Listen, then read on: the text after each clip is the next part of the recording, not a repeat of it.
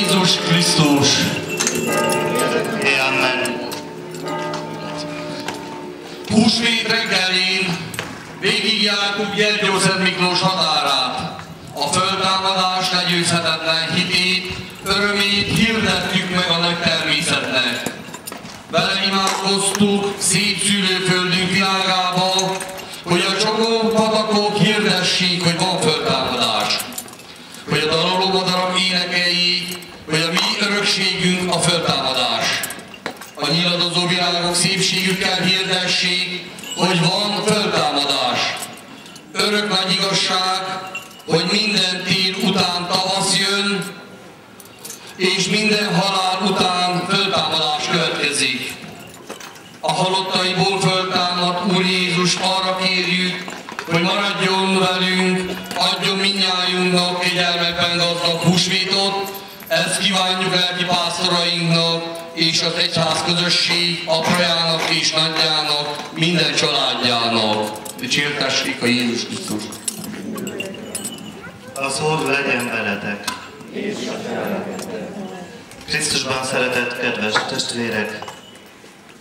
Határkerülésre mentünk, azért imádkoztunk, hogy az Úristen áldja meg a földjeinket, áldja meg a népünket, áldja meg a jóra való törekvéseinket. Húsvét ünnepe azonban sokkal mélyebb üzenetet is hordoz ennél. Engedjétek meg, hogy egy történettel szemléltessem. George Thomas lelkipásztor húsvét reggelén, amikor a zsúfolt templomban felment a szószékre, egy régi, rozsdás, rozogamadár kalitkát vitt magával, és letette a szószék párkányára. Persze mindenki meglepődve nézte, és kíváncsian várta, mi fog történni. A prédikáció így kezdődött.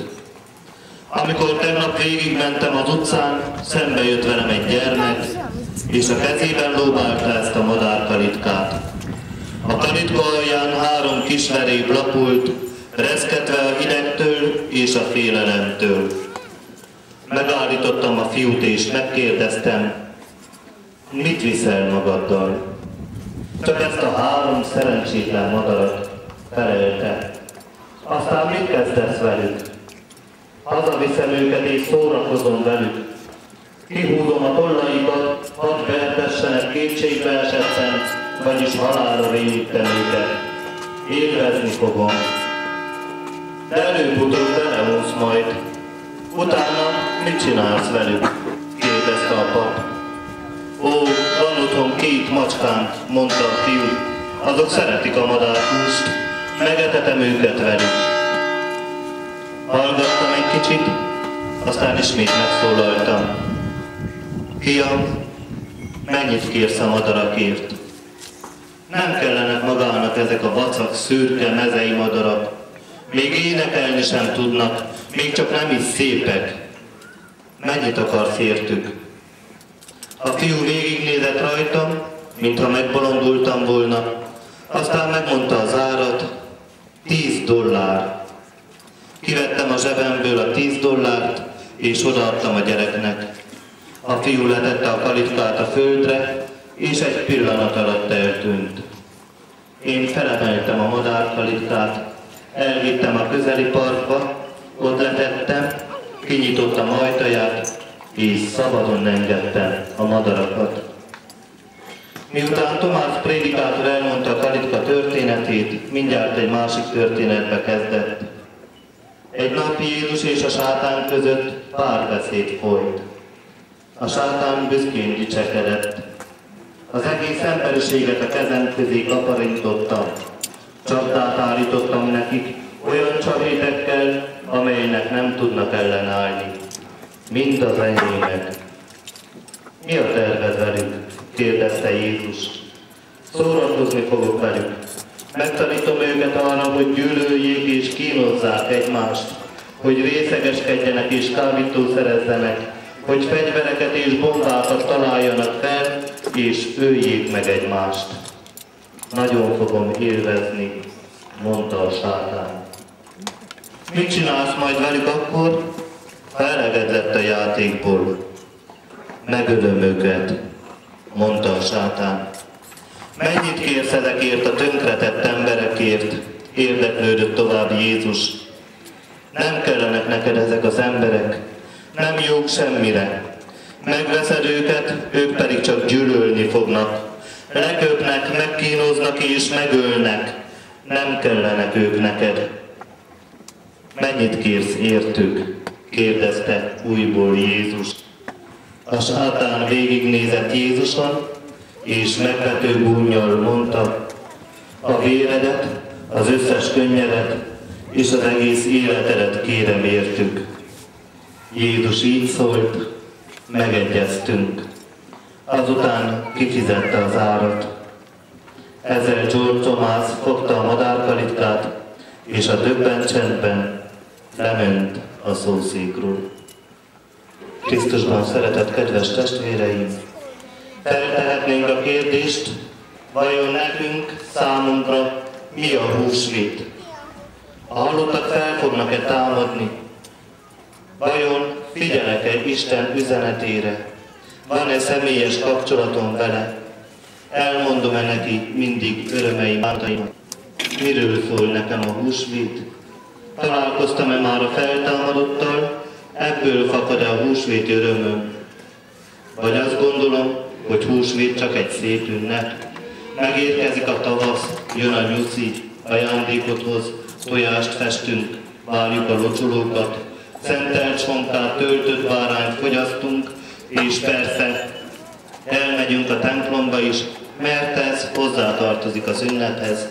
Tehát csak egy szép népi hagyományt, régi szokást ápolunk ezen az ünnepen.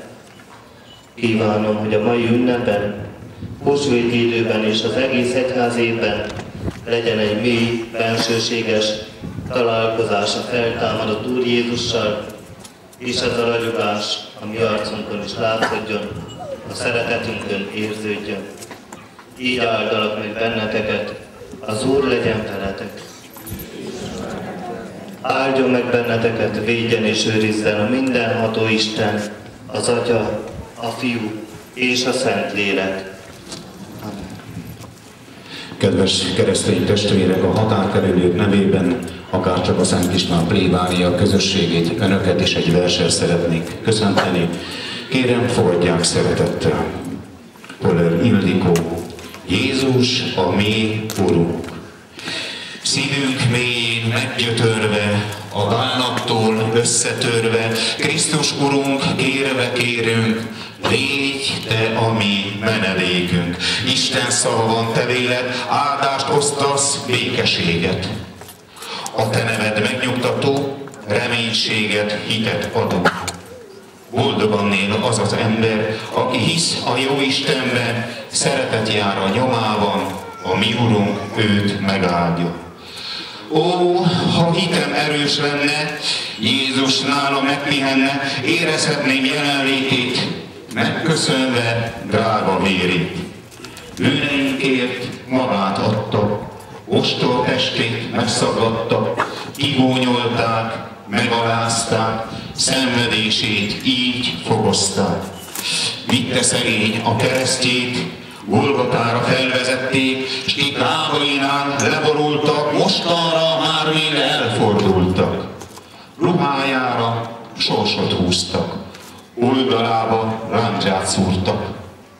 Halál keze elragadta, 3 napig ott tartotta, pokol mélyére vetette, lelkét ottan láncra verte. Ám harmadnap elengedte, nem volt hatalma felette, mert a gonosz sosem győzhet a jó igaz lelke felett. Felkelvén ő sírjából, elbúcsúzván Máriától, tanítványait megáldván, Szentlélekkel felruházván elhagyta ezt a világot, ahol jót csak ritkán látott.